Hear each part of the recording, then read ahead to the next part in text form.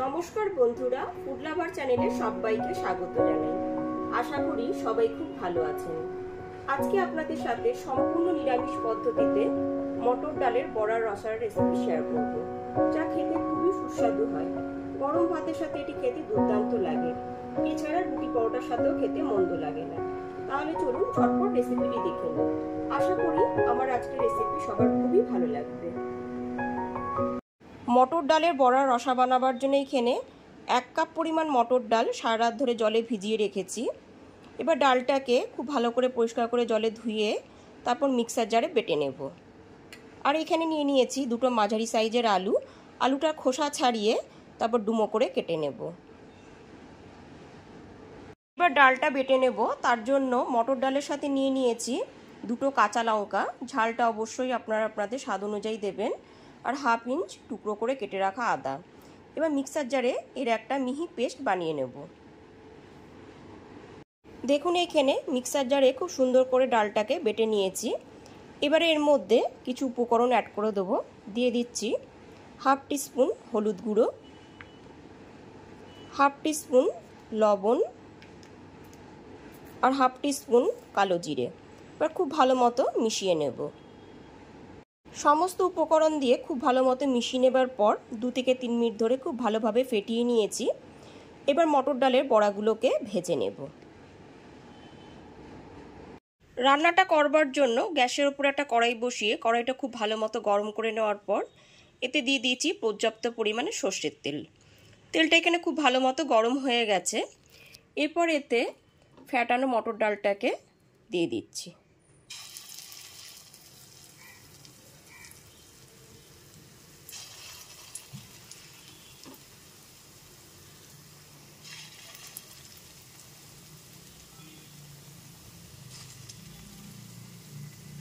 একটু চ্যাপ্টার মাঝারি মাপের করে সম্পূর্ণ ফ্যাটানো মটর ডালের পেস্টটা খুব সুন্দর করে বড়ার আকারে দিয়ে দিয়েছি। গ্যাসের ফ্লেমটা মিডিয়ামে রেখে ভেজে নেব।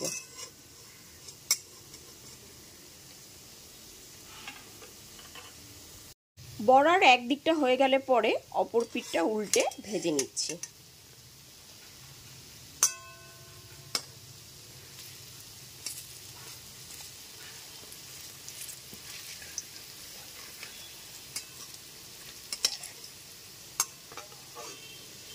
গ্যাসের ফ্লেমটা মিডিয়ামে রেখে বেশ কিছুক্ষণ সময় নিয়ে বড়ার এক দিকটা হয়ে গেলে পরে অপর পিঠটা উল্টে ভেজে নেব।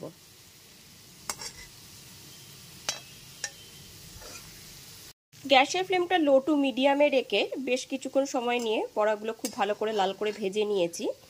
বড়াগুলোকে তেল থেকে তুলে নিচ্ছি। সমস্ত বড়াগুলো লাল করে ভেজে তুলে নেওয়ার পর ওই তেলের মধ্যে 1 টেবিল চামচ তেল আমি অ্যাড করে দিয়েছি। এবার কেটে রাখা আলুগুলোকে আমি দিয়ে দিচ্ছি। ডুমো করে কেটে রাখা আলুটাকে দিয়ে লাল করে ভেজে নেব। গ্যাসের ফ্লেমটা মিডিয়ামে রেখে আলুগুলোকে লাল করে ভেজে নিতে হবে।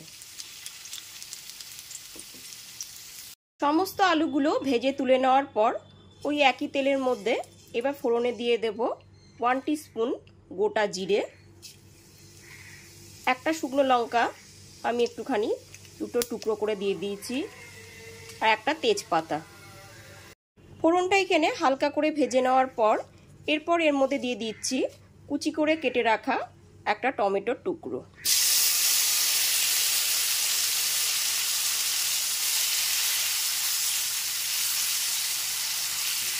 টমেটোটা একটু নাড়াচাড়া করে নেওয়ার পর টমেটোটা যাতে খুব তাড়াতাড়ি নরম হয়ে যায় ওই জন্য 1 টিস্পুন লবণ দিয়ে দিলাম। লবণটা দিয়ে খুব ভালো মতো মিশিয়ে নিচ্ছি।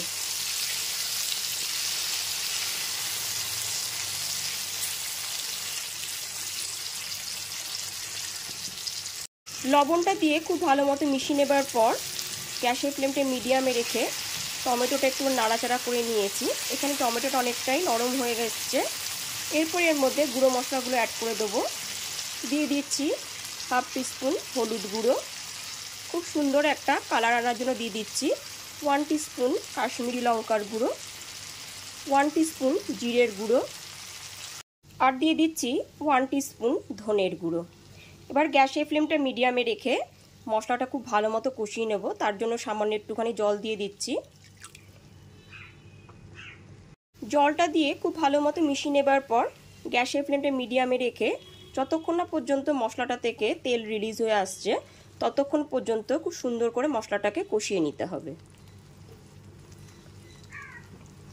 বেশ কিছুক্ষণ মশলাটা খুব ভালো মতো কষিয়ে নেবার পর মশলাটা থেকে দেখুন এখানে তেল রিলিজ হয়ে গেছে।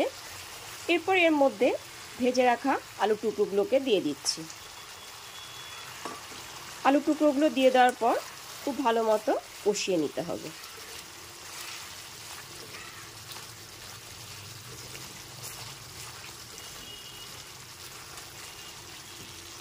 গ্যাসের ফ্লেমটা মিডিয়ামে রেখে 2 মিনিট ধরে আলুটাকে খুব ভালো মতো কষিয়ে নিয়েছি। এখানে দেখুন মশলাটা থেকে তেলও রিলিজ হয়ে গেছে। এরপর এর মধ্যে 1 বাটি পরিমাণ জল দিয়ে দিচ্ছি। আমি এখানে 1 বাটি পরিমাণই জল দিয়েছি। আপনারা যেরকম ঝোল রাখতে পছন্দ করবেন ঠিক সেই পরিমাণে জলটা দিয়ে দেবেন। এরপর এর মধ্যে দিয়ে দিচ্ছি 2টো চেরা কাঁচা লঙ্কা। এবার গ্যাসের ফ্লেমটা মিডিয়ামে রেখে আলুটা যাতে সুসেদ্ধ হয়ে যায় ওই জন্য 5 থেকে 6 মিনিটের জন্য ঢেকে রান্না হতে দিলাম। এবার ঢাকনাটা খুলে দেখে নিচ্ছি।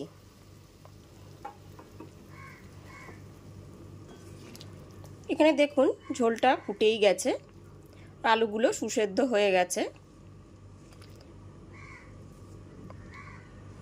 এরপর আমি ভেজে রাখা সমস্ত বড়াগুলোকে দিয়ে দিচ্ছি।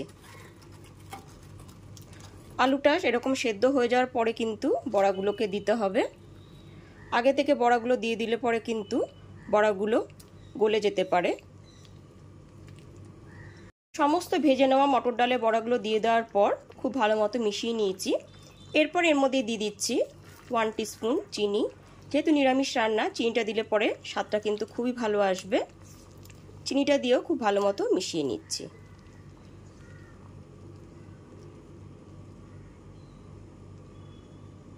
চিনিটা দিয়ে দেওয়ার পর গ্যাসের ফ্লেমটা মিডিয়ামে রেখে 1 থেকে 1.5 মিনিট আমি ঝোলটা ফুটিয়ে নিয়েছি। এরপর এর মধ্যে দিয়ে দিচ্ছি 1/2 টিস্পুন শাহি গরম মশলা গুঁড়ো। গরম মশলা গুঁড়োটা খুব ভালো মতো মিশিয়ে নিচ্ছি। গরম মশলা গুঁড়োটা খুব ভালো মতো মিশিয়ে নেবার পর এর মধ্যে দিয়ে দিচ্ছি 1 টেবিল চামচ ঘি। ঘিটা দিয়েও খুব ভালো মতো মিশিয়ে নিচ্ছি।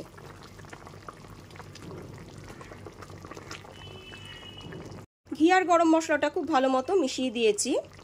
ঝোলটাও আমার অনেকটাই এখানে ঘন হয়ে গেছে। এর থেকে বেশি ঘন আমি আর করব না, কারণ ঝোলটা ঠান্ডা হয়ে গেলে পরে কিন্তু অনেকটাই বসে যাবে। ঠিক এই পর্যায়ে গ্যাসের ফ্লেমটা অফ করে দিলাম। এইবার একদমই ফাইনালি মটর ডালের বড়ার রসা রেসিপিটি পরিবেশনের জন্য রেডি হয়ে গেছে। গরম গরম ভাতের সাথে এটি খেতে দুর্দান্ত লাগবে, রুটি পরোটার সাথে খেতেও ভালো লাগবে। তাহলে অবশ্যই আমার মতন করে নিরামিষের রেসিপিটি বাড়িতে বানিয়ে ফেলুন। আর রেসিপিটি ভালো লাগলে পরে লাইক, কমেন্ট এবং অনেক বেশি বেশি করে শেয়ার করবেন। আর আমার চ্যানেলটি অবশ্যই সাবস্ক্রাইব করে বেল বাটনটি প্রেস করে দেবেন, তাহলে সমস্ত ভিডিও নোটিফিকেশন সবার আগে আপনার কাছে পৌঁছে যাবে। তাহলে আজ এই পর্যন্তই, আবার হাজির হয়ে যাব নতুন করে রেসিপি নিয়ে। সবাই খুব ভালো থাকবেন, সুস্থ থাকবেন। ধন্যবাদ।